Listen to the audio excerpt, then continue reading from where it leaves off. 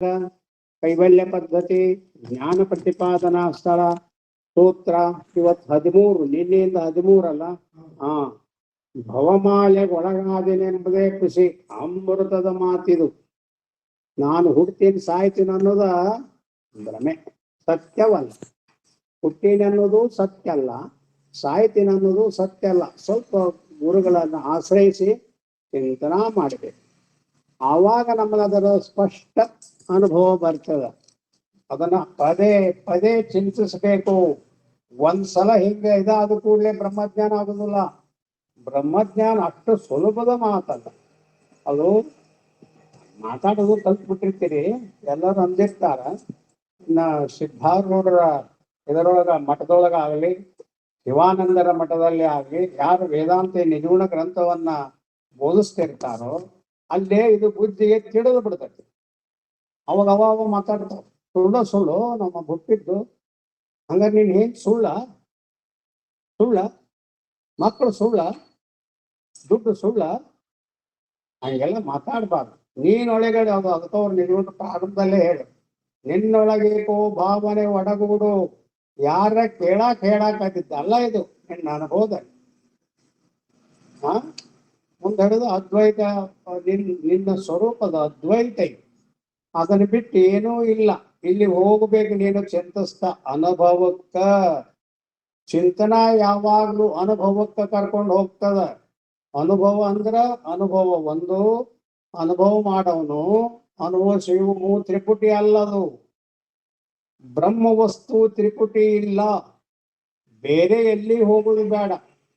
ನಿಮ್ಮ ನಿದ್ರೆ ಐತಲ್ಲ, ಅಲ್ಲಿ ತ್ರಿಪುಟಿ ಇಲ್ಲ. ಅಲ್ಲೇನ್ ತ್ರಿಪುಟಿ ಐತಿ? ಎದ್ದ ಮೇಲೆ ಹೇಳಬಹುದು. ನಿದ್ರೆಯನ್ನ ಅನುಭವಿಸುವಾಗ ನಾನು ಅನುಭವಿಸೋನು ಇರುವುದಿಲ್ಲ. ಅನುಭವಿಸುವ ನಿದ್ರೆಯ ಆನಂದವೂ ಇರೋದಿಲ್ಲ.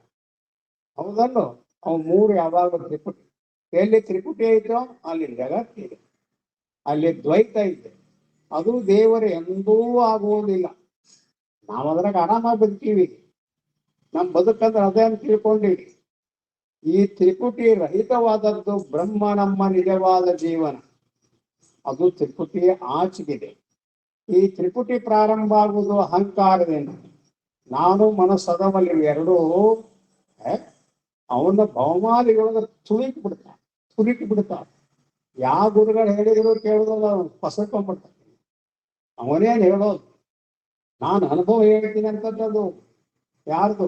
ನಿಮ್ಮ ಅಹಂಕಾರ, ನಿಮ್ಮ ಮನಸ್ಸು ಎರಡೂ ಒಂದೇ ಇದ್ರು ಬಲವಾದದ್ದು. ಅಹಂಕಾರದೊಳಗ ಇಷ್ಟು ಭವಮಾಲೆ ಅಂತಾರಲ್ಲ, ಎಷ್ಟು ಜನ್ಮಗಳಲ್ಲಿ ಎತ್ತೀವಿ, ಇಷ್ಟು ಸಂಸ್ಕಾರಗಳಾದ.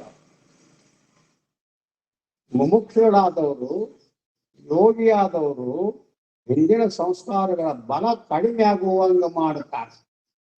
ಅದಕ್ಕೆ ಸಾಧನ ಏನು? ಅಭ್ಯಾಸ ವೈರಾಗ್ಯ. ಭಗವದ್ಗೀತೆ ಪರಮಾತ್ಮ ಹೇಳೋದಿಲ್ಲ, 1 ದಿವಸದ್ದು 2 ದಿವಸದ್ದು ಅಲ್ಲ. ಬೇಕಾದ್ದು ಮಾಡು. ಈಗ ಇದನ್ನ ಹಾಕಿರ್ತಾರೆ ನೋಡು. ಈಗ ಪ್ರವಾಹ, ಭಯಾನಕ ಪ್ರವಾಹ ಇದೆ ಅಲ್ಲಿ. ಈಗ ನೀ ಬೇಕಾದ ಒಡ್ಡಾಕು. ಮನುಷ್ಯ ಮಾತ್ರ ಅವ್ರಿಗೆ ಏನೂ ಸಾಧ್ಯ ಇಲ್ಲ. ಅದು ಅಲ್ಲ, ಆ ಒಡ್ಡಿನ ಮೇಲೆ ಬೀಳ್ತಾರೆ ನೀರು. ಅದನ್ನು ಕಟ್ಕೊಂಡು ಹೋಗ್ತಾರೆ. ಇನ್ನೇನು ಹಾಕಿದ್ರೆ ಅದನ್ನು ಕಟ್ಕೊಂಡು ಹೋಗ್ತಾರೆ. ಎಷ್ಟು ಜೋರೈತಿ ಹೊರಗೆ ನೀರಿಂದ, ಎಷ್ಟು ಜೋರೈತಿ ಭವಮಾಲೆ, ಎಷ್ಟು ಜೋರ್ ಇರ್ಬೋದು. ಅದು ಹಂಗ ನೂಕ್ಕೊಂತ ಹೋಗ್ತಿರ್ತೈತಿ. ಮತ್ತೆ ಇಲ್ಲಿ ಇನ್ನೇನ್ ನಿಂತು ಬಿಡು. ಅದರದ್ದು ಪ್ರವಾಹ ನಿಂತು ಅನ್ನುವಾಗ ಅಲ್ಲಿ ನೂಕ್ತಿರ್ತದ ಗೊತ್ತೇ ಆಗ. ಅದಕ್ಕೆ ಗುರುಗಳ ಸಹವಾಸ ಮಾಡಬೇಕು, ಹೆಚ್ಚು. ಮತ್ತ ಇವುಗಳನ್ನ ಕೇಳ್ತಾನೆ ಇರ್ಬೇಕು, ಚಿಂತಿಸ್ತಾ ಇರ್ಬೇಕು. ಹೇಳೋದು ನೆನಪಿನಲ್ಲಿ ಇರ್ಬೋದು, ಇನ್ನೊಂದ್ಸಲ ನಾನು ಪ್ರತಿಯಾಗಿ ಹೇಳಬಹುದು. ಆವಾಗ ನಾನು ಪಂಡಿತ. ನಿಮ್ಮ ಮನಸ್ಸಿನ ಹಂಗಿರ್ತದ್ದು ನನಗೂ ಬಹಳ ಎಲ್ಲರಿಗೂ ಇರ್ತದೆ. ಎಲ್ಲ ಗುರುಗಳಿಗೆ ಇರ್ತದ್ದು. ಒಬ್ಬರು ನಮ್ಮ ಗುರುಗಳಂತ ಕೇಳಿ ಒಂದ್ ಸ್ವಲ್ಪ ಅದ್ರ ಬಗ್ಗೆ ಮಾತಾಡಿ ಏನ್ ಸಿಟ್ಟು ಹೇಳೋರು ಸ್ವಾಮಿಗಳು, ಗುರುಗಳು ಹೇಳ್ತಾರ. ಮತ್ತೆ ಇಷ್ಟತ ನೀವ ಅಹಂಕಾರ ಅಲ್ಲ ಅಂದ್ರಿ ಅನ್ನೋಂಗಿಲ್ಲ ಅವ್ರಿಗೆ. ಪ್ರತಿ ಮಾತಾಡ್ತೀರಾ ನೀನು ಅಂತಾರ. ಒಬ್ಬರು ಹರಿಹರದಾಗ ಒಬ್ಬರು ಗುರುಗಳಿಗೆ ಬಾತಿ ಅಂತ ಊರನ್ನು ಯೋಗಿ ಅವರು. ನನ್ನ ಸ್ವಲ್ಪ ವಿದ್ಯಾರ್ಥಿ ಅಂದ್ರೆ ಏನಕ್ಕೆ ನನಗೆ ಈ ಜ್ಞಾನ ಇರಲಿಲ್ಲ. ಅವಾಗ ಅಲ್ಲಿ ಹೋಗ್ತಿದ್ದು ನಾನು ಇನ್ನೊಬ್ಬರು ಯಾರೋ ಕರ್ಕೊಂಡು ಹೋಗಿದ್ದೆ. ಇಲ್ಲಿ ಯೋಗಿಗಳ ದರ್ಶನ ಮಾಡೋದು ಪುಣ್ಯಾತ್ಮರು ಭಾಳ ನೇರವಾಗಿ ಬಂದರು, ಕುತ್ಕೊಂಡು ನಮಸ್ಕಾರ ಮಾಡಿದ್ವಿ. ಬರೀ ಕೈಪ ಒಂದಿತ್ತು ಅವ್ರಿಗೆ, ಭಾಳ ದೊಡ್ಡ ಆಳಿದ್ರು ಅವ್ರು. ಅವರು ಮತ್ತೇನಾರ ಕೇಳಿ ನೀವು ಏನಾರ ಕೇಳ್ಬೇಕು ಅನ್ಸಿದ್ರ ಅಂದ್ರು. ನೀವೇನು ಹೇಳ್ತೀರಿ ಅದನ್ನ ಕೇಳ್ತೀನಿ ಅಂತ ನಮ್ಗೇನೋ ಗೊತ್ತಿಲ್ಲ. ಈ ವಿಚಾರಿಸಿದ್ರೆ ಶುರು ಮಾಡೇನಿ, ಅದರದ್ದೇನು ವೇದಾಂತದ್ದು ಗೊತ್ತಿಲ್ಲ, ಜೀವನದ್ದು ಗೊತ್ತಿಲ್ಲ ಅಂದವ್ರಿಗೆ ಹೇಳಿದೆ. ಈಗ ನಮಗ ಪ್ರಾಣ ಹೋಗ್ತದಲ್ಲ ಮತ್ತ ಈ ಅಲ್ಲ ಅದೇನಿಲ್ಲ. ನಮಗೆ ಸ್ವಾಮಿ ವಿವೇಕಾನಂದ ಕೇಳ್ಯಾರಂತ ಎಲ್ಲರಿಗೂ ಹುಚ್ಚಿರಲಿಲ್ಲ.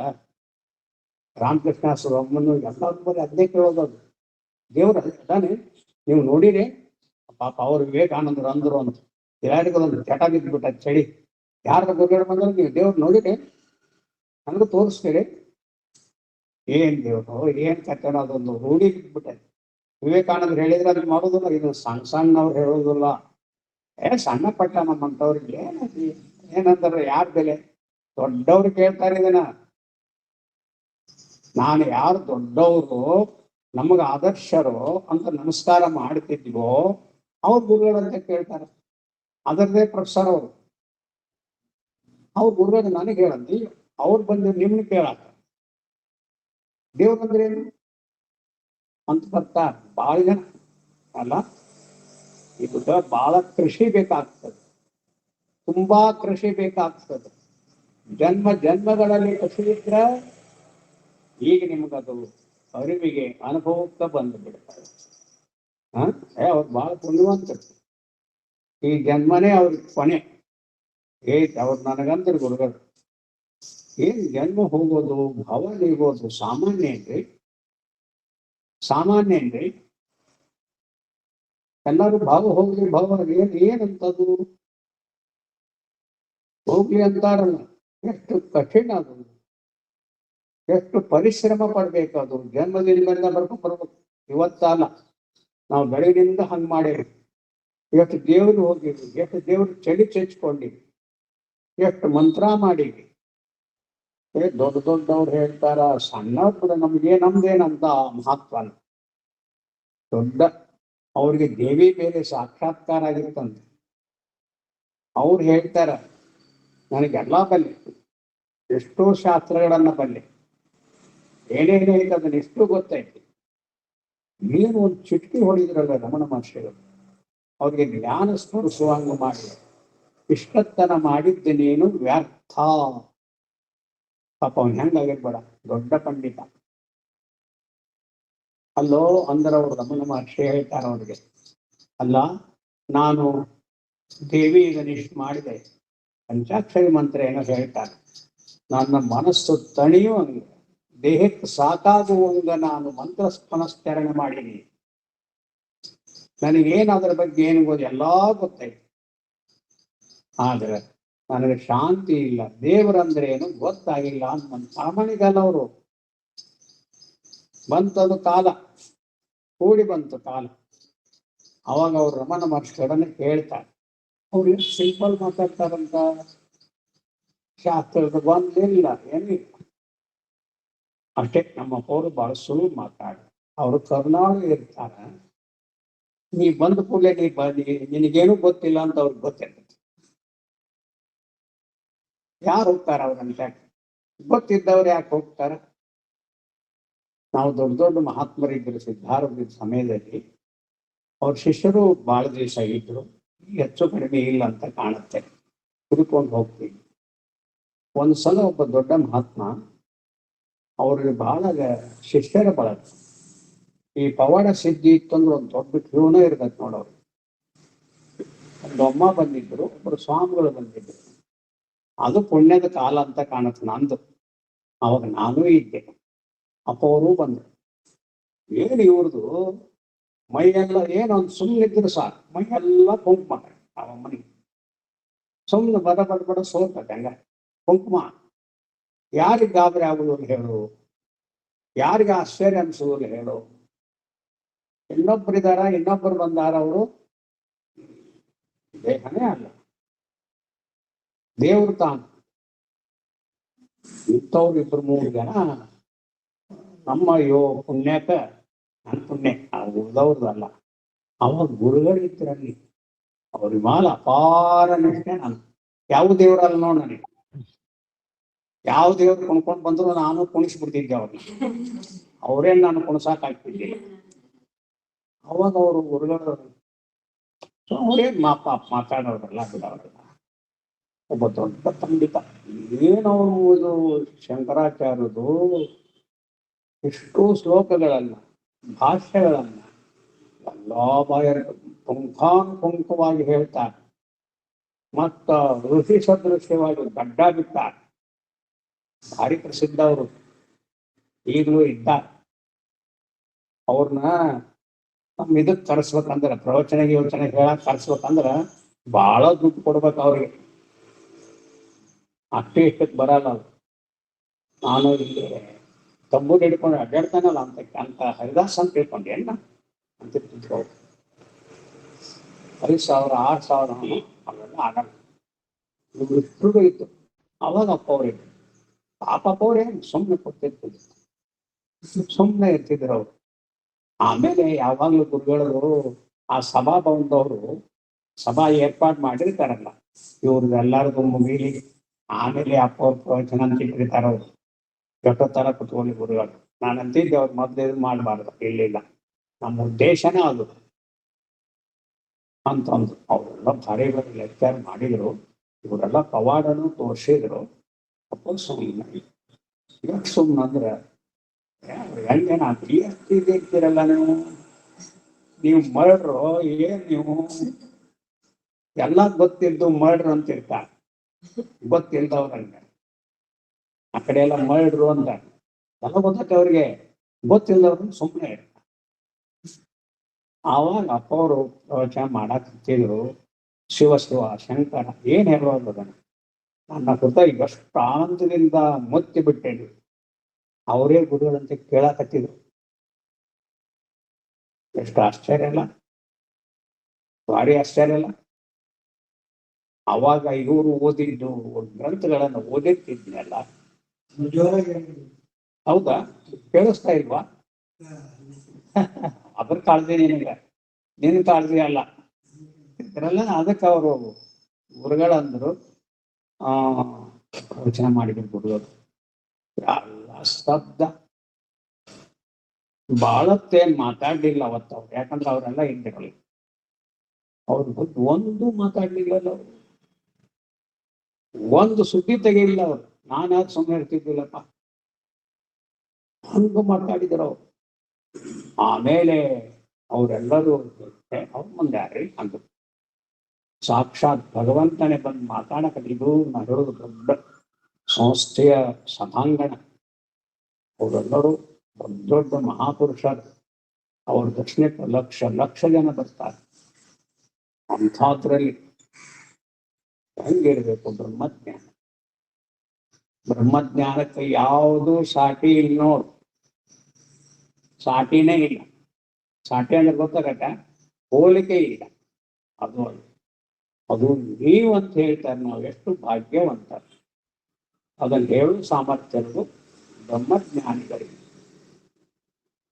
ಅದಕ್ಕೆ ಶಾಸ್ತ್ರದಲ್ಲಿ ಶ್ರೋತ್ರಿಯ ಬ್ರಹ್ಮನಿಷ್ಠ ಅಂತ ಕರೀತಾರೆ. ಅವರಿಬ್ರು ಇರ್ಬೇಕಂತ ಆ ಕಡೆ ಹೇಳೋರೆಲ್ಲ ಹಂಗ ಹೇಳ್ತಾರೆ. ಮತ್ತ ಅವರು ನಿತ್ಯ ಅದನ್ನು ಪರಿಪಾಲಿಸ್ತಾರೆ. ಶ್ರೋತ್ರಿಯ ಬ್ರಹ್ಮನಿಷ್ಠ ಗುರುಗಳಿಗೆ ಅಂತಾರೆ. ಶ್ರೋತ್ರಿ ಅಂದ್ರೆ ವೇದಾಂತದ ಅರ್ಥಗಳಿದ್ದಾವಲ್ಲ, ಶಾಸ್ತ್ರಗಳು. ಯಾಕಂದ್ರೆ ಶಿಷ್ಯನಿಗೆ ಬಹಳ ಸಂಶಯ. ನಮ್ಮಂಥವ್ರಿಗಂತೂ ತುಂಬಾ ಸಂಶಯಪ, ಬಹಳ ಸಂಶಯ. ಇಲ್ಲೇ ಅವಕ್ಕೂ ಶಾಸ್ತ್ರದಲ್ಲಿ ಸಂಶಯಗಳು ಹೇಳ್ಯಾರ. ಪ್ರಮಾತೃಗತ ಸಂಶಯ, ಪ್ರಮಾಣಗತ ಸಂಶಯ, ಸಂಶಯಗಳು ಹಿಂಗ ಅದಾವ್ ಅಂತ ಅದನ್ನು ವಿಚಾರ ಸಾಗರ ಎಲ್ಲವೂ ಹೇಳ್ತಾವ. ಸಂಶಯ ಬಹಳ ಮನುಷ್ಯನಿಗೆ, ಹೌದನೋ ಅಲ್ಲ? ಯಾಕೆ ಸಂಶಯ? ಆ ಮನಸ್ಸೇ ಸಂಶಯದ ಮೊಟ್ಟೆ. ಅದ್ರ ಗೂಡದು. ಮನಸ್ಸಂದ್ರೆ ಏನು, ಬಹಳ ಆರಾಮಾಗಿರ್ತೈತೆ. ಯೋಗದವ್ರ ಇರುವುದಿಲ್ಲ ಅಂತ ಹೇಳ್ತಾರ. ಅವ್ರ ದೇಹ ಬಿಡುವಾಗ ಪತಂಜಲಿ ಮಹರ್ಷಿಗಳ ಯೋಗವನ್ನ ಸೇರಿದರು, ಓದಿಸಿದ್ರು. ಅದು ಯೋಗ ಎಲ್ಲಾ ಇದು ಮಾಡ್ತತಿ ಅಂತಾರೆ. ಇಲ್ಲ ಅವ್ರು ಇರುವಂತ ನಮಗೆ ಯಾಕೆ ಹಂಗಂತೀವಿ ಅಂದ್ರೆ, ನಾವು ಯೋಗ ಮಾಡಿದ್ರೆ ಹಿಂಗ ಆಗ್ತೀವಿ, ಧ್ಯಾನ ಮಾಡಿದ್ರೆ ಹಿಂಗ ಆಗ್ತೀವಿ. ಹೌದಲ್ಲ ಅನ್ಸ್ತದ ನಮಗೆ ನಿಷ್ಠೆ ಬರುದು. ಕೆಲವರು ಜ್ಞಾನಪ್ರಿಯರಾಗಿ ಹುಟ್ಟುಬಿಟ್ಟಿರ್ತಾರೆ, ಕೆಲವರು ಮಂತ್ರಪ್ರಿಯರಾಗಿ ಹುಟ್ಟಿರ್ತಾರೆ. ಇಲ್ಲೊಬ್ಬರು ಇರುದಿಲ್ಲ. ನಮ್ಮ ಮನೆ ಬರ್ತಿದ್ರು ಅವ್ರು ಸತ್ಸಂಗ, ನೀವು ನೋಡಿರಿ ಅವ್ರು ಸದಾ ಕೀರ್ತನ ಮಾಡೋರು. ನಮ್ಮ ಮೇಲೆ ಭಾಳ ಪ್ರೀತಿ ಇದ್ದರು. ಕೀರ್ತನ ಮಾಡೋರು, ಮಂತ್ರ ಹೇಳೋರು, ಮತ್ತೆ ಕೆಲ್ಸಕ್ಕೆ ಹೋಗೋರು. ಕೆಲ್ಸದಾಗ ಬರೀ ಮಂತ್ರ ಹೇಳೋರು. ಆಶ್ಚರ್ಯ ಅಂದ್ರೆ ಆಶ್ಚರ್ಯ. ಇಂಥವ್ರು ಬಹಳ ಜನ ಇದ್ದಾರೆ ಸಾಧಕರು. ಆದರ ಅಂತ ಹೇಳ್ತೀವಿ, ಅದು ಬ್ರಹ್ಮ ಅಲ್ಲ. ಮಂತ್ರ ನಮ್ಮ ಅಂತರವನ್ನು ಶುದ್ಧಗೊಳಿಸ್ತದ. ಮಂತ್ರವೇ ಇರಲಿ, ಉಪಾಸನೆ ಇರಲಿ, ಜಪ ಇರಲಿ, ಎಲ್ಲ ಸಾಧನೆಗಳು ಇಷ್ಟು ಕೂಡಿ ಒಂದು ಮಟ್ಟೆ ಏನು ಗೂಡು ಹಾಕಿದ್ರೆ ಒಬ್ಬರೇ ಅಂತಃಕರಣ ಪರಿಶುದ್ಧಿ ಮಾಡ್ತಾರೆ. ಸತ್ಯ ವಸ್ತುವನ್ನು ಸಾಕ್ಷಾತ್ಕಾರ ಮಾಡಿಕೊಡುವುದಿಲ್ಲ. ಜ್ಞಾನೊಂದೇ ಅಂತಿಡೀ ಉಪನಿಷತ್ತುಗಳು ಮಹಾತ್ಮರು ಹೇಳ್ತಿರೋದು. ಕೆಲವು ಸಲ ಎರಡೂ ಇರ್ತಾವೆ ಕೆಲವರಿಗೆ. ಈ ಮಲ್ಲಿಕಾರ್ಜುನ ಕೂಡಿದ್ರಲ್ಲ, ಎಲ್ಲಿ ಹೋದ್ರು ಜಪಯಜ್ಞ ಮಾಡಿಸ್ತಿದ್ರು. ಜಪಯಜ್ಞ ಲಕ್ಷ ಗಟ್ಟಲೆ ಮಾಡಿಸ್ತಿದ್ರು ಒಂದೊಂದು ಊರಿಗೆ ಅವರು ಸದಾಕಾಲ. ಅದನ್ನ ಗುರುಗಳಿಗೆ ಕೇಳಿದೆ ನಾನು. ಅವ್ರು ಇರ್ತಿದ್ದಿಲ್ಲ, ಅವ್ರು ಜಪಯಜ್ಞ ಮಾಡ್ತಿರ್ತಿದ್ರಲ್ಲ, ಅವ್ರು ಮಾಡ್ಸಕ್ ಶುರು ಮಾಡಿದ್ರು ಗೆದ್ದೋಗಿದ್ರು. ಅದಕ್ಕೆ ಅನಾದರ ಮಾಡ್ತಾರೆ, ಹಿಂಗಲ್ಲ. ಜಪಯಜ್ಞಕ್ಕಾಗಲಿ ಮಂತ್ರ ಪುನಶ್ಚರಣಕ್ಕಾಗಿ ಹೋಗ್ತೀವಿ. ಪುನಶ್ಚರಣ ಅಂತಾರೆ, ನಿಜವೂ ಹೇಳ್ತಾರಲ್ಲ, ಅದು ಬಹಳ ಪದೇ ಪದೇ ಪದೇ ಪದೇ ಅದನ್ನ ಹೇಳ್ಬೇಕು. ಏನಂತ ಯಾವ್ದದು ಇದು ಇದಲ್ಲದು, ಕಪಟ ಒಳಿತು ಕೋಟಿ ಜಪವ ನೆಸಗಿ, ಇಷ್ಟು ಐತಲ್ಲಿದ್ರಾಗ. ಕಪಟ ಒಳಿದು ಕೋಟಿ ಜಪವ ನೆಸಗಿ, ಬಲು ತಪವನೇ ಮಾಡಿ ತಾನು ಬ್ರಹ್ಮ ಅಂತ ಇರಲಿದ್ರೆ ತೋರದಯ್ಯೋ ಸುಖ ತೋರದು. ಅವನು ಬ್ರಹ್ಮವನ್ನ ಬಯಸೋನಿಗೆ ದಾರಿ ತಪ್ಪಿಸೋದಿಲ್ಲ. ಹೌದಲ್ಲ, ಅದು ಬ್ರಹ್ಮಜ್ಞಾನ ಅಲ್ಲ. ಅದರಿಂದ ಬ್ರಹ್ಮಜ್ಞಾನ ಬರುವುದಿಲ್ಲ. ಆದ್ರೆ ಮಾಡೋದು ತಪ್ಪಲ್ಲ. ಅಂತಃಕರಣದ ಮನಸ್ಸೈತಲ್ಲ, ಭಯಾನಕ ಆಡದು ತಗ್ಗಾಡ. ಅದನ್ನ ಶರಣರು ಅದನ್ನ ಬಲ ಅಂದ, ಬಹಳ ಗಟ್ಟಿ, ಕೊಳೆ ಬಾಣ, ಕಸ ಬಾಣ ಅಂತ ಹೇಳಿಲ್ಲ. ಅದನ್ನು ಸ್ವಚ್ಛ ಮಾಡಬೇಕು ಮೊದ್ಲ. ಅದನ್ನ ಹೊಲ ಅದ ನಮ್ಮ ಮನಸ್ಸಲ್ಲಿ ಹೊಲ, ಇನ್ನೇನು ಬೇರೆ ಯಾವ ಹೊಲ ಐತಿ? ಬೇಡೋದು ಮಾಡೋದು ಅದು ಒಂದೇ. ಅದು ನಿರಂತರ ಮಾಡ್ತಾರಲ್ಲ ಶ್ರದ್ಧೆಯಿಂದ, ಅದು ಬಹಳ ದೊಡ್ಡವು. ಇಂಥ ಮನಸ್ಸು ಇದಕ್ಕೆ ಮೂಲವಾದಂತ ಅಹಂಕಾರ ಅಥವಾ ಅಹಂಕಾರ ಇಷ್ಟು ಒಂದೇ ಗೊತ್ತಿರಲಿ. ಅಹಂಕಾರ ಅಂದ್ರೂ ಒಂದೇ, ಜೀವಭಾವ ಅಂದ್ರೂ ಒಂದೇ, ನಾನಂದ್ರೂ ಒಂದೇ. ಇವು ಮೂರು ಅಲ್ಲದ್ದು. ಅಲ್ಲಿ ಸ್ಪರ್ಶವೇ ಇಲ್ಲ, ಅದು ಬ್ರಹ್ಮ. ಅದಕ್ಕಾದ್ರೆ ಅದನ್ನೇನು ಅನುಭವಿಸಿದ್ರೆ ಅದರ ಕಡೆ ಸ್ವಲ್ಪ ಲಕ್ಷ್ಯ ಕೊಡು. ಸ್ವಲ್ಪ ಅಲ್ಲ, ಪೂರ್ಣ ಲಕ್ಷ್ಯ ಕೊಟ್ಟು ಬಿಡ್ಬೇಕು. ಮೊದಲು ಸ್ವಲ್ಪ ಸ್ವಲ್ಪ ಕೊಡ್ಲಿ.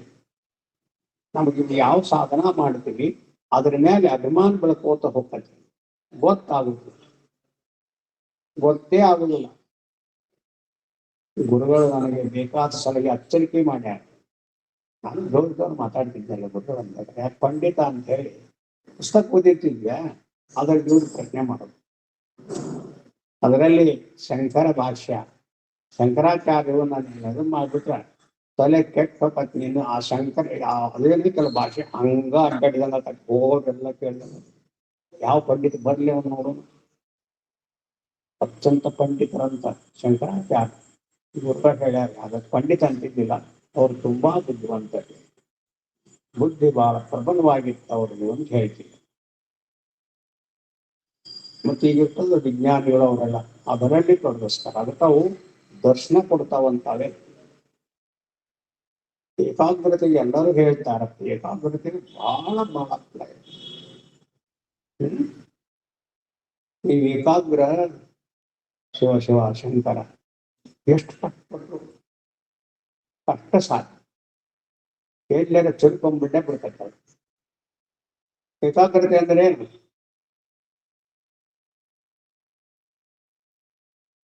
ಹಿಂಗೆಲ್ಲಾಡ್ಬಾರ್ದು ಮನಸ್ಸು. ಇಂಥವೆಲ್ಲ ಮಾಡೋದ್ರಿಂದ ಮನಸ್ಸು ಶುದ್ಧ ಆಗುದಲ್ಲ, ತುಂಬಾ ಶಕ್ತಿ ಬರ್ತದಂತೆ. ಅದು ಒಳಗ ಅಹಂಕಾರ ದಾಟಿ ಹೋಗ್ಬಿಡ್ತದೆ, ಅಹಂಕಾರ ಸರಿಸ್ಕೊಂಡು ಹೋಗ್ಬಿಡ್ತದಂತೆ, ಹೋಗಿ ಬ್ರಹ್ಮದಲ್ಲಿ ಒಂದಾಗಿ ಬಿಡ್ತದಂತೆ. ಇದು ಅಂತಿಮ ಗೊತ್ತಿರಬೇಕು. ನಾವೆಲ್ಲ ಮಾಡೋದು ಅಧ್ಯಾತ್ಮ ಸಾಧನ ಅಂತಿ ತಪ್ಪೇನಲ್ಲ, ಆದ್ರೆ ಅಭಿಮಾನ ಬರ್ಲಾರ್ದಂಗ ನೋಡ್ಕೋಬೇಕು. ಸತ್ಯವೊಂದನ್ನು ಬಿಟ್ಟು ಇನ್ನೇನೂ ಬೇಡ ಅನ್ನುವಂತ ಗಟ್ಟಿ ಪ್ರತಿಜ್ಞೆ ಇರಬೇಕು. ಮಧ್ಯೆ ಯಾವ ಸುಳ್ತಾವು ಇಲ್ಲೇನು ಈ ಪ್ರಪಂಚದಲ್ಲಿ ಮತ್ತು ಒಳಗಾಂತರಂಗದಲ್ಲಿ ಒಳಗ ಇರಲಿ, ಶಾಸ್ತ್ರಚಿಂತ ಮಾಡುವಂಗೆ ಇರಲಿ, ಅದ್ರ ಮೇಲೆ ಅಭಿಮಾನ ಬೆಳೆದು ಬಿಡ್ತದೆ. ಶಾಸ್ತ್ರೇಷಣ ಅಂತ ಕರೆದಾರ. ಈ ಕ್ಷಣತ್ರಯದಲ್ಲಿ ಅದು ಒಂದು ಅದು ಗಟ್ಟಿ ಆಗ್ತದೆ. ಎಷ್ಟು ಶುದ್ಧ ಇರ್ತಾರ, ಸ್ವಲ್ಪ ಅಲ್ಲಿ ಸಿಕ್ಕಾಕೊಂಡ್ರೆ ದಾಟಕ್ ಆಗುದಿಲ್ಲ. ನಾವು ಅದರಾಗ ಅದೀವಿ ಅನ್ನೋದು ಗೊತ್ತಾಗುದಿಲ್ಲ. ಆದ್ರೆ ಈ ಜ್ಞಾನ ಐತಲ್ಲ, ಅದು ಒಮ್ಮೆಗೆ ಕೈಗೆ ಬಂತು ಅನ್ಸಕ್ ಶುರು ಶಾಸ್ತ್ರಜ್ಞಾನ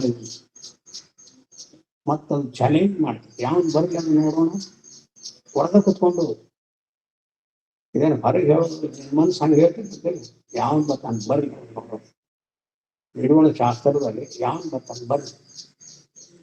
ಆ ಶಾಸ್ತ್ರೇಷಣ ಅದು ಅದೇನು ಅನುಭವ ಏನು? ಅದಕ್ಕೆ ಅವನ್ನೆಲ್ಲವನ್ನ ಮೀರಿ ಅದು ಗುರು ಕರುಣೆ ಅಪಾರ ಇರಬೇಕು, ಗುರು ಭಕ್ತಿ ಇರಬೇಕು, ತನಗಾಗುವುದನ್ನ ಹೇಳಬೇಕು. ಗುರುಗಳ ಮುಂದೆ ಹೇಳಿದ್ರೆ ಇನ್ಯಾರ ಮುಂದೆ ಹೇಳೋದು? ಅವರು ಸರ್ವಜ್ಞರು. ಚಂದ ಇರ್ತಾನೆ ಹೀಗೆ ಗುರುಗಳು ಇರ್ತಾರಂತ ನೋಡೇ ಮೊದಲಿನಿಂದ ಬಹಳ ಜನ ಗುರುಗಳು ನೋಡ್ಕೋತ್. ಯಾಕಂದ್ರೆ ಗುರು ಇಲ್ಲ ಆತ್ಮಜ್ಞಾನ ಆಗುದಿಲ್ಲ ಅಂತಿದ್ರೆ ಅಂತಾರಿಲ್ಲ, ಏನ್ ಸುತ್ತ ಹಾಕಿದ್ದು ಯಾವ್ದಾರು ಒಬ್ಬ ಕಾವಿ ಹಾಕೋದ್ರಲ್ಲಿ ವಿಭೂತಿ ಹಾಕೋದ್ರಲ್ಲಿ ಹೋಗೋದು, ನಮಸ್ಕಾರ ಮಾಡೋದು, ಅವ್ರ ದರ್ಶನಕ್ಕೆ ಎಷ್ಟು ಕಷ್ಟಪಟ್ಟು ಒಬ್ಬರಲ್ಲ ಇಬ್ಬರಲ್ಲ. ನೀವು ತಿರುಗು, ಈ ಕರ್ನಾಟಕ ತಿರುಗು, ಎಲ್ಲರೂ ಹೋಗೋದು ಬೇಡ. ಎಷ್ಟು ಜನ ಸಾಧುಗಳು ಸಿಗ್ತಾರೆ, ಎಷ್ಟೆಷ್ಟು ಪಂಥದವ್ರು ಇದ್ರವ್ರು ಸಿಗ್ತಾರೆ. ಅದಕ್ಕೆ ಅವ್ರ ಗುರುಗಳು ಹೇಳಿರ್ತೀನಿ, ಮತ್ತ ನಿಮ್ಮ ಜೀವನ ಕಷ್ಟ ಇತ್ತಂದ್ರೆ ಜ್ಞಾನ ಉಳಿಸ್ಕೊಳ್ಳೋದು ಕಷ್ಟ. ಬಹಳ ಪ್ರಬಲವಾದದ್ದು ಕಷ್ಟ ಅಂದ್ರೆ ಎರಡೇ, ಯಾವುದು? ಆಹಾರ, ನೀರು. ನೀರು ಸಿಗ್ಲಿಲ್ಲ, ಆಹಾರ ಸಿಗ್ಲಿಲ್ಲ, ಯಾರಾದ್ರೆ ಬಡಲಿ ಗಂಡಾಗಿ ಹೋಗಿಬಿಡುತ್ತೆ, ಆಗುದಿಲ್ಲ. ಅದಕ್ಕೆ ಅವರು ಪರಂದಾಸರು ಯಾರು? ಎಲ್ಲಾರು ಮಾಡೋದು ಹೊಟ್ಟೆಗಾಗಿ, ಈಗೇನು ಬಟ್ಟೆಗಾಗಿ. ಅವ್ರು ಹೇಳ್ತಾರ ಹಂಗ ದೇವರಿಗಾಗಿ ಅಂತ. ನೀವು ಎಷ್ಟು ಸಲ ದೇವರಿಗೆ ಅನ್ನೋದಿಲ್ಲ? ಎಷ್ಟೋ ಜನ ಬಂದು ಅಂತಿರ್ತಾರೆ, ನಾವು ಬೇರೆ ಏನಕ್ಕೆ ಮಾಡ್ತೀವಿ, ಬರೀ ದೇವರಿಗೆ ತಾನೇ ಮಾಡೋದು. ಇವೆಲ್ಲ ದೇವರಂದ್ರೆ ಏನು ಗೊತ್ತಿರುವುದು, ಸ್ವಲ್ಪ ಶಬ್ದ ತಿಳ್ಕೊಂಡಿರ್ಬೋದು ಇಲ್ಲ. ಮತ್ತು ಜೀವನದಲ್ಲಿ ಎಷ್ಟು ಸ್ವಭಾವದವರು, ಮನಸ್ಸಿನವರು, ಅವನಿಗೆ ಸವಾಸ ಮಾಡ್ಬೇಕು, ಎಲ್ಲರಿಗೂ ಮಾಡಬೇಕು. ಅವಾಗ ನಮ್ಮ ಮನಸ್ಸು ಪಕ್ವಾಗ್ತಂತ ಹೋಗ್ತದೆ. ಆಗುದಿಲ್ಲೇನು? ಇದು ಜಗತ್ತಿನ ಸ್ವಭಾವ. ಆಮೇಲೆ ಬೇರೆ ಹೊರಗ ನೋಡ್ಕೊಂತ ಹೋಗ್ಬಾರ್ದು, ಮನಸ್ಸು ನೋಡ್ಬೇಕು. ಏನು ವಿಚಿತ್ರ ಇವುಗಳನ್ನ ರಚನೆ ಮಾಡ್ತದ. ಈ ದೇಹ ರಚನೆ ಮಾಡಿದ್ದು ಅದ ಅಂತಾರೆ, ಜಗತ್ತು ರಚನೆ ಮಾಡಿದ್ದು ಅದ ಅಂತಾರೆ. ಅದು ಲಾಸ್ಟ್ ಎಂಡ್ ನಿಮಗೆ ಬ್ರಹ್ಮಾನುಭವ ಆಗ್ತದೆ. ಇದು ಎಲ್ಲ ಮನೋರಚನೆ, ಬಾಯಿ ಅನ್ನೋದಲ್ಲ. ಅದಕ್ಕೆ ಅನುಭವ ಬರೋದಕ್ಕೆ ಭಾರಿ ಕಷ್ಟಪಡ್ಬೇಕು. ಕಷ್ಟಪಡೋದಂದ್ರೆ ಏನಿಲ್ಲ, ಈ ಮನಸ್ಸು ಏನ್ ಮಾಡಿದ್ರು ಸರಿಯೋದಿಲ್ಲ. ಯಾಕಂದ್ರೆ ನಾವು ಮನಸ್ಸಾಗಿ ಎಲ್ಲ ಮಾಡಬೇಕು. ಮನಸ್ಸು ಬೇರೆ ನಾನು ಬೇರೆ ಅಂತ ಅರೋದು ಅಷ್ಟು ಸುಲಭ ಅಲ್ಲ. ಹೇಳ್ಬೋದು ಮನಸ್ಸು ಏನೂ ಅಲ್ಲ. ಮನಸ್ಸಿಗೆ ಸ್ವಂತ ಅಸ್ತಿತ್ವವೇ ಇಲ್ಲ.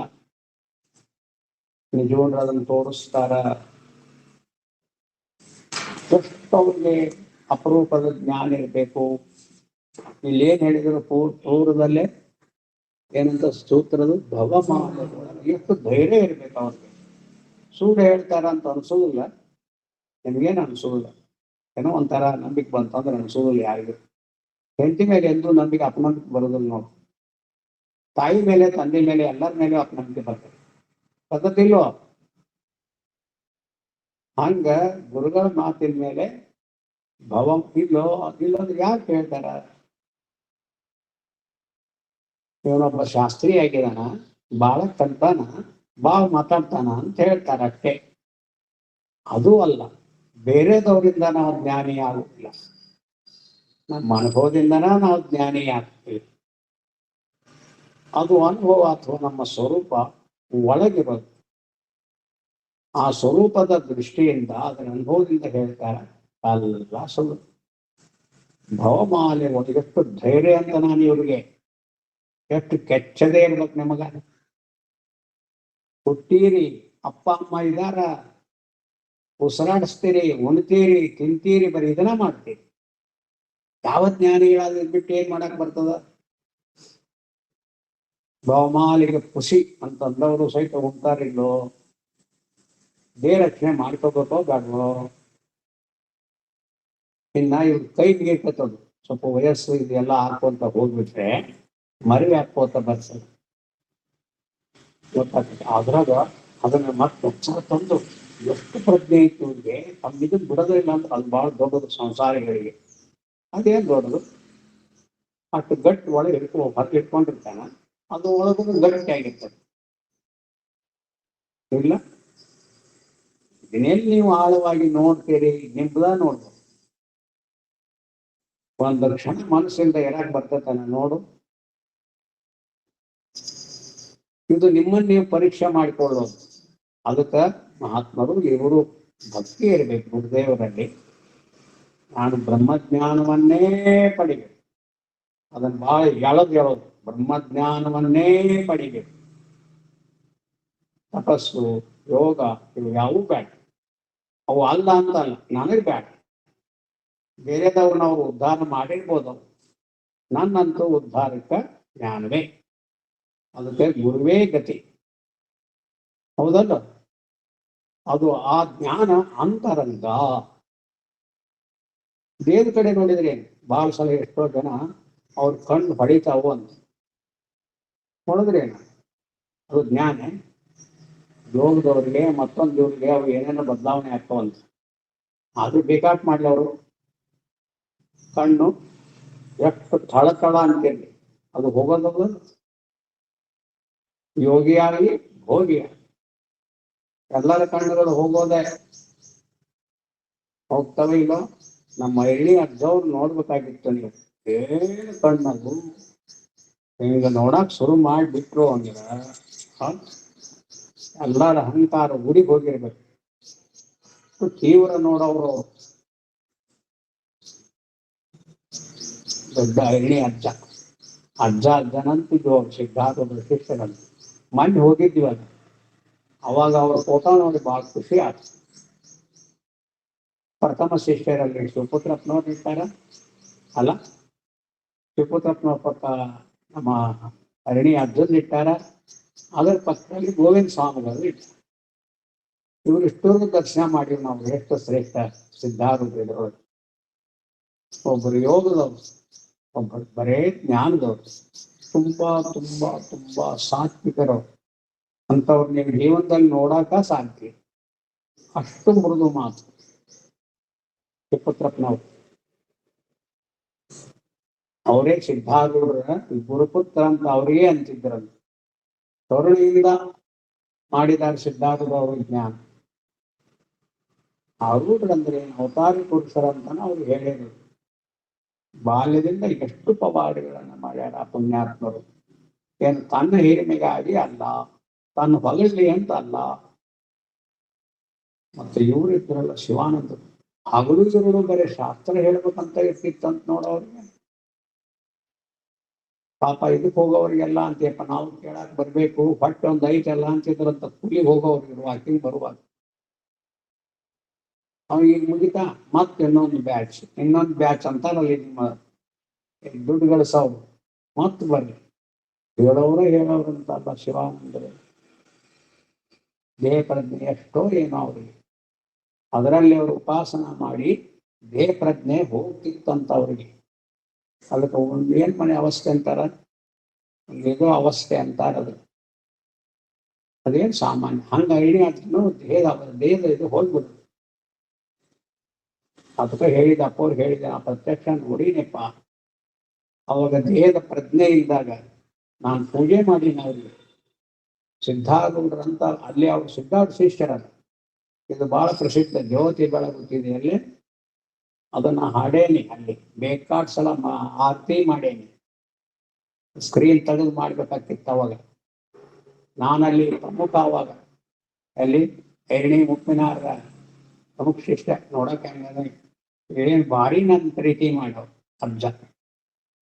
ನಾನು ಒಬ್ಬರು ಯಾವಾಗ ಹೋಗಿಲ್ಲ, ಒಂದ್ 20-30 ಜನ ಕರ್ಕೊಂಡು ಹೋಗ್ತಿದ್ದೆ ಅಲ್ಲಿ ಬಾಳಿಣಿ ಅಜ್ಜನಂತೆ. ಅವರು ಅಂದರು ನನಗೇನು ಗೊತ್ತಾಕತಿ, ಅವರೇ ಎಲ್ಲ ಅಂತ ತಿರ್ಸಿವಿ. ನಿನ್ನ ದಾರಿನೇ ಬೇರೆ, ನಮ್ ದಾರಿನೇ ಬೇರೆ. ನಾವು ಮೇಲಿಂದ ಬಿದ್ದರೆ ಮೂಳೆಗಳೇ ಏನು ಸಿಗುದು ನೋಡು, ನಿಂದ ಆರಾಮಾಗಿ ಕೈ ಬೀಸ್ಕೊಂಡು ಹೋಗ್ಬೋದು ಅಂತಿದ್ರು. ಅವ್ರು ಏನು ಗೊತ್ತೇ ಇಲ್ಲ. ಧರಣಿ ಅಂತ ತುಂಬಾ ಪ್ರೀತಿ ಮಾಡಿದರು ನಮ್ಮನ್ನ. ಅವರೆಲ್ಲ ಯೋಗಿಗಳು, ಆದ್ರೆ ಅವ್ರು ಒಪ್ಪಲಿಲ್ಲ ನನ್ನ ಮನಸ್ಸು. ಯಾಕಂದ್ರೆ ಯೋಗದಿಂದ ಆಗುದಿಲ್ಲ ಅಂತ ಹೇಳಿದ್ವಿ, ಗೊತ್ತಿತ್ತು. ಮತ್ತೆ ನಿಂತ್ಕೊಂಡಿರ್ತಾರೆ. ಜ್ಞಾನ ವೈರಾಗ್ಯ ಉಪರತಿಗಳೆಂದೇವನೇ ಸಂಧ್ಯಾ ಅನಿಸುತ್ತೇನೆ ಭೋಗ ಮೋಕ್ಷ ವಾಂಚಿತರು. ಅದ್ರ ಮ್ಯಾಲ ತುಂಬಾ ನಿಷ್ಠೆ ನನಗೆ. ಅಪ್ಪವ್ರಿಗೆ ಅಂದೆ, ಅವ್ರು ಹೇಳ್ತಾರ್ರಿ ಅಂತಿದ್ರು ಅಪ್ಪವ್ರು. ಅಂತಿದ್ರು. ರೈತರು ಏನಂತ, ಜ್ಞಾನ ವೈರಾಗ್ಯ ಉಪರತಿಗಳೆಂದೇವನೇ ಸಂಧಾನಿಸುತ್ತೇನೆ ಭೋಗ ಮೋಕ್ಷ ವಾಂಚಿತರು. ಭೋಗ ಯಾಕಂದ್ರಿ ಇಲ್ಲಿ? ಹಂಗಾರೆ ಭೋಗ ಕೇಳೋರು ಅದಾರ ನೋಡಿ. ಅವರು ಮುಮುಕ್ಷೊಳಗ ಭೋಗ ಕೇಳೋರು ಅದಾರ. ನಾವೆಲ್ಲ ಅಂತವ್ರೆ ಸುಮ್ಮನೆ ಜ್ಞಾನ ಅಂತಿರ್ತೀವ ಅಷ್ಟೇ ಅನ್ನೋದು. ನೀವೆಲ್ಲ ಬರೀ ಜ್ಞಾನ ಒಂದು ಬೇಕು ನೋಡಿ, ಏನು ಬೇಡ. ಈಗ ಮನೆಗೆ ಹೆಂಡತಿಗೆ ಹುಷಾರಿಲ್ಲ, ಈಗ ಹೋದ್ರೆ ನಿಮ್ಗೆ ಊಟಕ್ಕೆ ಮಾಡಕ್ಕಿಲ್ಲ, ಅವಾಗ ಅವ್ರು ವಾಸಿ ಆಗೋದು ಬೇಡೇನು?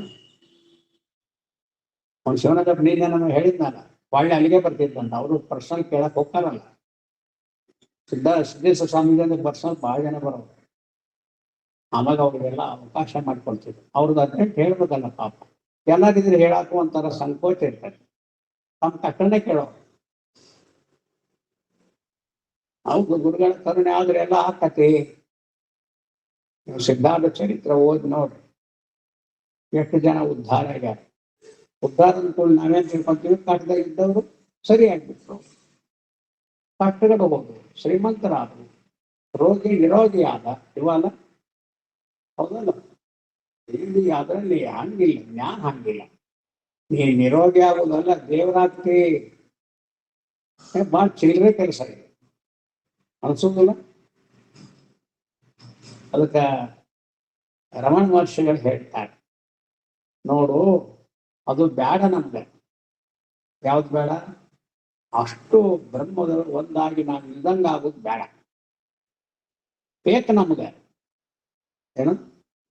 ಅದಕ್ಕೆ ನಮಗ ಇವನ್ನ ಕೊಡಿ ಅಂತಂದ್ರೆ ಅವ್ರು ಹೇಳಿದ್ರು, ಗುರುರವ್ರು ಹೇಳ್ತಾರ, ಇವನಿಗೆ 100 ನೋಟ್ ಬೇಡ, 10-20 ಪೈಸಾಗಳು, 1 ರೂಪಾಯಿ ಇಂಥವು ಬೇಕಂತ ಅಂತಾರೆ. ಇವೆಲ್ಲ ಅಂತಾವೆ. ಇವೆಲ್ಲ ಇವು ತಾತ್ಕಾಲಿಕ ಸುಖ ಸಿಗ್ತಾವ, ಗೊತ್ತಾಗುದಿಲ್ಲ. ವಿವೇಕ ವಿರಹಿತರಿಗೆ ಅಂತ ವಿವೇಕ ವಿರಹಿತರಿಗೆ ಗೊತ್ತಾಗುವುದಿಲ್ಲ. ಅದಕ್ಕೆ ಪ್ರಬಲವಾದದ್ದೇ ವಿವೇಕ ಪ್ರಾರಂಭದಲ್ಲೇ ಇಲ್ಲ. ಈಗ ಇಲ್ಲಿ ಹೇಳೋದು ಬಹಳ ಎತ್ತರ ಮಟ್ಟದ್ದು. ಕೊನೆ ಬರಾಕತ್ತಾರೆ. ಕೊನೆಗಂದ್ರೆ ಕನಿಷ್ಠ ಅಧಿಕಾರ ಯಾರನ್ನೂ ತಿರಸ್ಕಾರ ಮಾಡೋದಿಲ್ಲ. ವೇದಾಂತದೊಳಗೆ ತಪ್ಪು ತಿಳ್ಕೊಂಡಿರ್ತಾರೆ. ಯಾರನ್ನೂ ತಿರಸ್ಕಾರ ಮಾಡೋದಿಲ್ಲ. ಬರೇ ಬ್ರಹ್ಮಜ್ಞಾನ ಕೇಳೋನಷ್ಟು ಹತ್ರ ಸೇರಿಸ್ತಾರ ಅಂತ ನನಗೆ ಮೊದ್ಲ ಇಲ್ಲ. ಯಾರನ್ನೂ ತಿರಸ್ಕಾರ ಮಾಡಲಿಲ್ಲ ನಮ್ಮ ಗುರುಗಳು. ಅದಕ್ಕೆ ಯಾರ ಬಂದು ಹಿಂಗಪ್ಪ ಅಂದ್ರೆ ಏನು ಚಿಂತೆ ಮಾಡಬೇಡ್ರಿ, ನೀವು ಆರಾಮಾಗಿ ಭೇಟಿ ಆಗ್ಬೋದು. ನೀವು ಇನ್ನೊಬ್ಬರಿಗೆ ಕೇಳಲಾರ್ದಂಗೆ ಹೇಳ್ದಂಗ ನಿಮ್ ಕಷ್ಟ ಹೇಳ್ಬೋದು ಅಂತಿದ್ದೆ ನಾನು. ಕೆಲವು ಶಿಷ್ಯರೇ ಅದಕ್ಕೆ ಆತಂಕ ಮಾಡ್ತಾರ. ಹಂಗ ಹಿಂಗ ಅಂದ್ರು.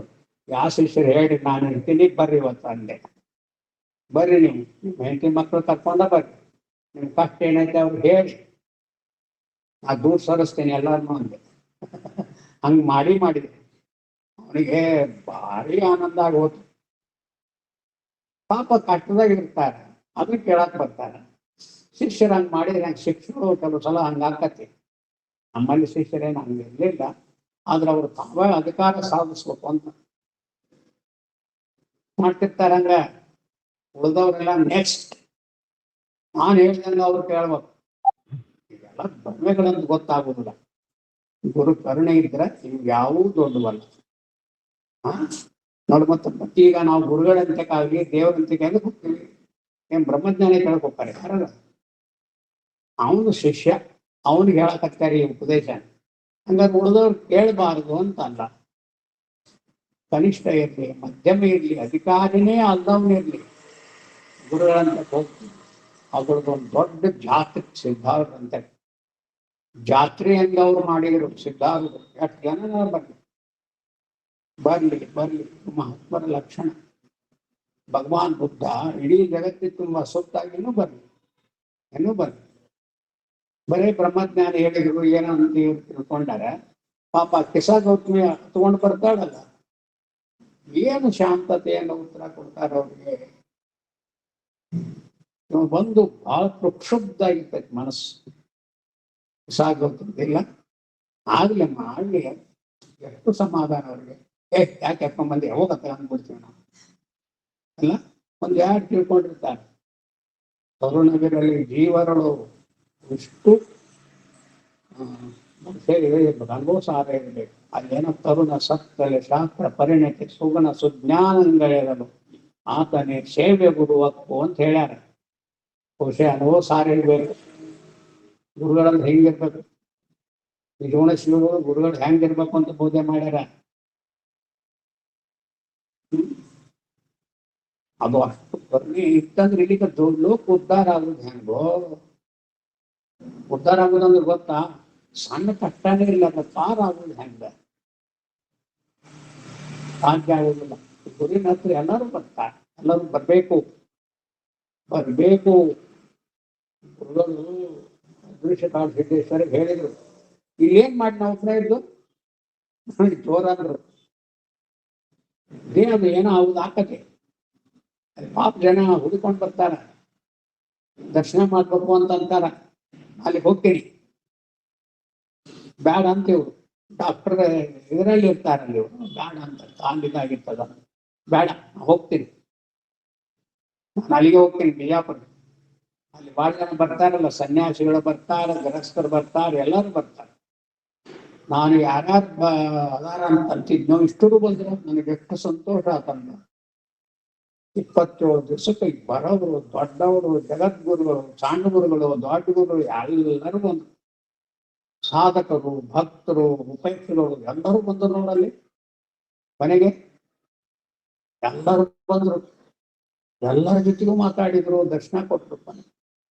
ಪಾಪ ಗದ್ದ ಬಾಳಾದ್ರೆ ಹೆಂಗ್ ಕೊಡಕ್ಕಾಕತಿ? ಅದಕ್ಕೆ ಅವ್ರು ಹೊರಗೆ ಬಂದ್ಬಿಟ್ರು.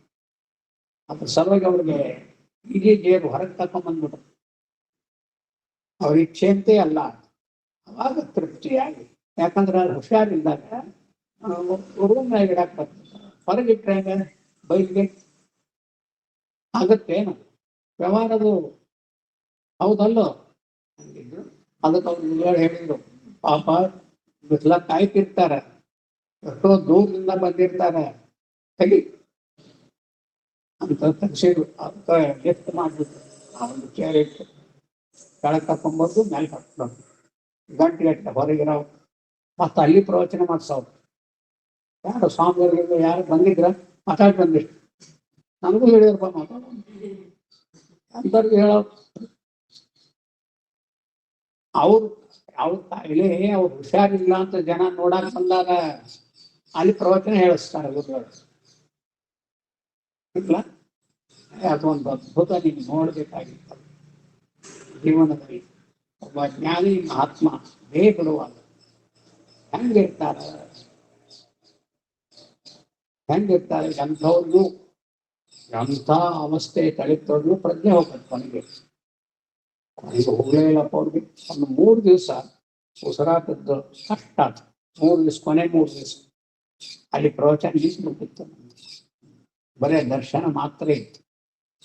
ಆವಾಗಲೂ ಮುಂದೆ ದರ್ಶನಕ್ಕೆ ಅವಕಾಶ ಮಾಡಲಿಲ್ಲ ಇವರು. ಅದನ್ನ ನೋಡ್ಕೊಳ್ಳೋರು ಹೆಂಗೆ ದರ್ಶನ ಮಾಡ್ತಾರೆ. ಇಲ್ಲ 3 ದಿವಸ ಮಾತ್ರ ಹೊರಗೆ ದರ್ಶನಕ್ಕೆ ಬರಲಿಲ್ಲ. ಆಮೇಲೆ ಇದು ಗುರುವಿನ ಬದುಕು. ಗುರು ಅಂದ್ರು ಇವ್ರೆ, ಜ್ಞಾನ ಅಂದ್ರು ಇವ್ರೆ, ದೇವ್ರಂದ್ರು ಇವ್ರೆ, ಏನಂತ ಇಷ್ಟು ಅವ್ರೆ ನೋಡಿ.